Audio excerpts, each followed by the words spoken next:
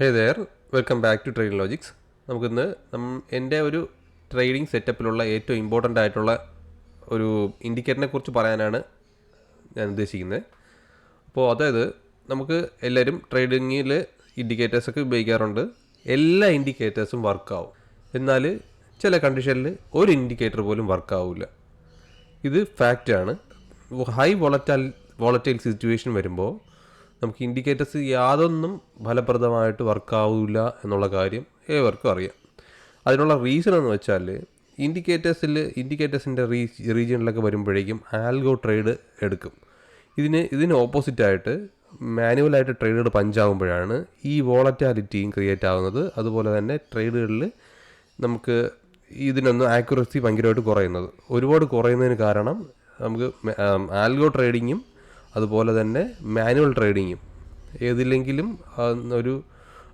ഈ ഒരു രീതിയിൽ പഞ്ച് ചെയ്യുമ്പോഴാണ്, എതിർ ദിശയിൽ പഞ്ച് ചെയ്യുമ്പോഴാണ് നമുക്ക് അവിടെ വോളറ്റാലിറ്റി ക്രിയേറ്റ് ആവുന്നത്. വോളറ്റാലിറ്റി ക്രിയേറ്റ് ആകുമ്പോഴേക്കും യാതൊരു ഇൻഡിക്കേറ്റേഴ്സും വർക്കാവാതെ നമുക്ക് ഫീൽ ആവും. സോ നമുക്ക് എൻ്റെ ട്രേഡിംഗ് സെറ്റപ്പിലോട്ട് പോകാം. ഇത് എൻ്റെ ബേസിക് ട്രേഡിംഗ് സെറ്റപ്പാണ്. ഇതിനെ കൂടാതെ വേറെയും ട്രേഡിംഗ് സെറ്റപ്പുകൾ എനിക്കുണ്ട്. എന്നാലും ഞാൻ ഇൻഡിക്കേറ്റേഴ്സ് ഞാൻ യൂഷ്വലി ഉപയോഗിക്കുന്ന സംഭവങ്ങളിലെ ഇതൊക്കെയാണ്. പക്ഷേ ഇതിനകത്ത് എനിക്ക് ഏറ്റവും കൂടുതൽ പവർഫുള്ളായിട്ട് എനിക്ക് ഫീൽ ആയിട്ടുള്ളത് വിവേപ്പാണ്.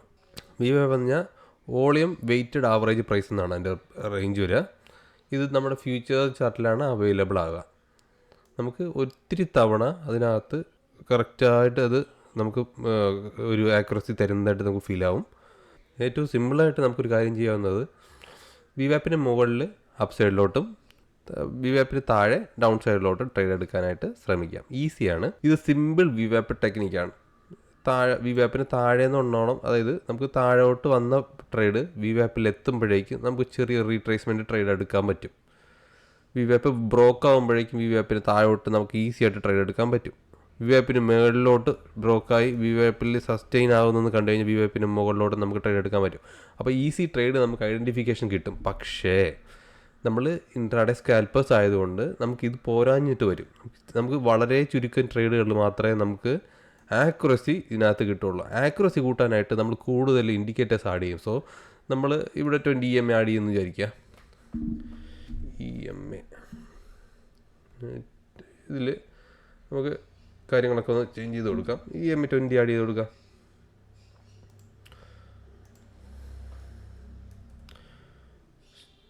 സ്റ്റൈലൊന്ന് കൂട്ടാം. ഓക്കെ. സോ കണ്ട, നമുക്ക് ഇപ്പോഴും ട്രേഡിൻ്റെ എണ്ണം കുറയും. നമുക്ക് ഇൻഡിക്കേറ്റേഴ്സ് കൂടുന്നതിനനുസരിച്ച് ട്രേഡിൻ്റെ എണ്ണം കുറഞ്ഞുകൊണ്ടിരിക്കും. നമുക്ക് പ്രോപ്പറായിട്ട് ഈ റീട്രേസ്മെൻറ്റ് ട്രേഡ് നമുക്ക് ഇവിടെ താഴോട്ട് വന്നു എന്ന് മാർക്കറ്റ് താഴോട്ട് വന്നു. വീണ്ടും റീട്രേസ്മെൻറ്റിൽ നമുക്ക് വിവേപ്പിൽ ട്രേഡ് എടുക്കാൻ പാടില്ല. നമുക്ക് ഈ 20 EMA നമുക്ക് എഗൻസ്റ്റ് ആണ്. അങ്ങനെയൊക്കെയുള്ള സിറ്റുവേഷൻ വരുമ്പോഴേക്കും ഒത്തിരി ഇൻഡിക്കേറ്റേഴ്സ് കൂടുന്നതനുസരിച്ച് നമുക്ക് ട്രേഡിൻ്റെ എണ്ണം കുറയും, പക്ഷേ ആക്യുറസി കൂടും. അപ്പം നമുക്ക് ഒരുപാട് ട്രേഡുകൾ വേണമെന്നുണ്ടെങ്കിൽ നമുക്ക് ഒരുപാട് ഇൻഡിക്കേറ്റേഴ്സ് ആഡ് ചെയ്യാതിരിക്കുന്നതാണ് സേഫസ്റ്റ് ആയിട്ടുള്ള കാര്യം. നമുക്ക് ഈ ഇൻഡിക്കേറ്റർ ബേസ് മാത്രമല്ല നമ്മുടെ ട്രേഡ് വരിക, ഇൻഡിക്കേറ്റർ പ്ലസ് പ്രൈസ് ആക്ഷൻ കൂടെ നോക്കും. പ്രൈസ് ആക്ഷൻ ഞാൻ നോക്കുന്നതെന്ന് വെച്ചാൽ നമ്മുടെ ഡേ ക്യാൻഡലിൽ അതിൻ്റെ മേജറായിട്ടുള്ള ലെവലെല്ലാം മാർക്ക് ചെയ്തിട്ട് അതിനകത്ത് ലെവലെത്തുമ്പോഴേക്കും നമുക്ക് ട്രേഡ് എടുക്കാൻ പറ്റും. അതുപോലെ തന്നെ ഞാൻ 5 മിനിറ്റ് 15 മിനിറ്റ് ഇത് മൂന്നുമാണ് എൻ്റെ ഇൻട്രാഡേയിലുള്ള sweet spot. 1 day 15 minute 5 minute ഇത് മൂന്നാണ് ഞാൻ മേജറായിട്ട് യൂസ് ചെയ്യുക. ഈവൻ ഞാനത് വീക്കിലോട്ട് പോകും, ചിലപ്പോൾ 1 മിനിറ്റിലോട്ടും പോകും. അത് വോളറ്റാലിറ്റി അനുസരിച്ചിരിക്കും. അപ്പോൾ മൾട്ടിപ്പിളായിട്ട് നമ്മൾ ട്രേഡ് എടുക്കുമ്പോഴേക്കും നമുക്ക് ശ്രദ്ധിക്കേണ്ട കുറച്ച് കാര്യങ്ങളെന്ന് വെച്ചാൽ ഓവറായിട്ട് ട്രേഡ് എടുക്കാതിരിക്കുക മാക്സിമം. നമുക്ക് കൺവിൻസിങ് ആയിട്ടുള്ള ട്രേഡുകൾ മാത്രം, അതായത് ഞാൻ ഇതൊരു ഇൻഡിക്കേറ്ററിൻ്റെ കാര്യം മാത്രമാണ് പറഞ്ഞത്. ഞാനിതിപ്പോൾ ഒരു ഇൻഡിക്കേറ്ററിൻ്റെ കാര്യം മാത്രമാണ് പറഞ്ഞത്. ഇതിനെ ഇൻഫ്ലുവൻസ് ചെയ്യുന്ന ഒത്തിരി ഫാക്ടേഴ്സ് വേറെയുണ്ട്. അതായത് ഓപ്പൺ ഇൻട്രസ്റ്റ്, ഇതിനകത്തുള്ള ബൈ സെല്ലിങ് ഓർഡറിൻ്റെ ഒരു പൂളിങ്. അപ്പോൾ അതൊക്കെ ഒത്തിരി അഡ്വാൻസ്ഡ് ആയിട്ടുള്ള കാര്യങ്ങളാണ്. അത് ഓൺ ദി വേയിൽ നമുക്ക് പറഞ്ഞു വരാം. ഇപ്പോൾ തൽക്കാലം ഏറ്റവും ഇമ്പോർട്ടൻ്റ് ആയിട്ടുള്ള എൻ്റെ ട്രേഡിംഗ് സെറ്റപ്പിലെ ഏറ്റവും ഇമ്പോർട്ടൻ്റ് ആയിട്ടുള്ള സംഭവം വിവേപ്പാണ്. അതാണ് ഞാൻ ഇന്നത്തെ വീഡിയോയിൽ പറയാൻ ഉദ്ദേശിക്കുന്നത്. അപ്പോൾ ട്രേഡിംഗ് സെറ്റപ്പിൽ എങ്ങനെ നമുക്ക് ട്രേഡ് ചെയ്യണമെന്ന് മനസ്സിലായി.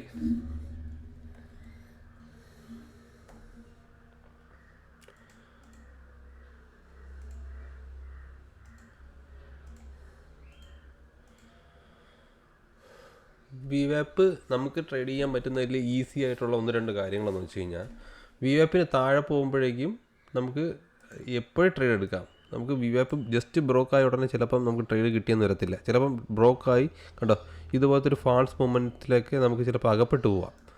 അപ്പോൾ മേജറായിട്ട് നമുക്ക് നമ്മുടെ അതിനകത്തുള്ള ഫാൾസ് മൊമെൻറ്റ്സ് ഒക്കെ തന്നിട്ട് നമുക്ക് താഴോട്ട് മേ ബി താഴോട്ട് നന്നായിട്ട് ഫാളായി പോവാം. അപ്പോൾ ചിലപ്പോൾ അതേ ബാഡി നമുക്ക് താഴോട്ടൊക്കെ നല്ല ലിക്വിഡിറ്റി ഉണ്ടാവും. അവിടുത്തെ ഉള്ള ഓർഡറെല്ലാം ഫില്ല് ചെയ്തിട്ട് പെട്ടെന്ന് ഡയറക്റ്റായിട്ട് ബൗൺസ് ബാക്ക് ചെയ്യാം. അപ്പോൾ VWAP ഡയറക്റ്റായിട്ട് ട്രേഡ് ചെയ്യാനായിട്ട് പാടില്ല. അപ്പോൾ നമുക്കതിനകത്ത് കുറച്ച് കാര്യങ്ങൾ കൂടെ ഇൻവോൾവ് ചെയ്യാം.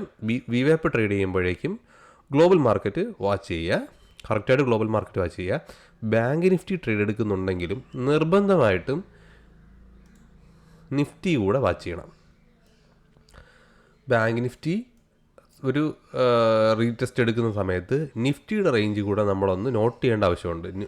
നിഫ്റ്റി അതിൻ്റെ കറക്റ്റ് ടൈമിൽ നമുക്ക് നിഫ്റ്റിയും ഒരു റീടെസ്റ്റ് തരും പോലെ തോന്നിക്കഴിഞ്ഞാൽ നമുക്ക് കോൺഫിഡൻ്റ് ആയിട്ട് ഫുൾ എമൗണ്ടിൽ ഫുൾ ഓർഡറിൽ പഞ്ച് ചെയ്യാൻ പറ്റും. അങ്ങനെയാണെങ്കിൽ ഈസി ആയിട്ടൊരു ട്രേഡ് ആവും. നമുക്ക് സ്കാൽപ്പർ ആയതുകൊണ്ട് 10, 15, 20 പോയിൻ്റ് അതൊക്കെ തന്നെ ഇനഫാണ്.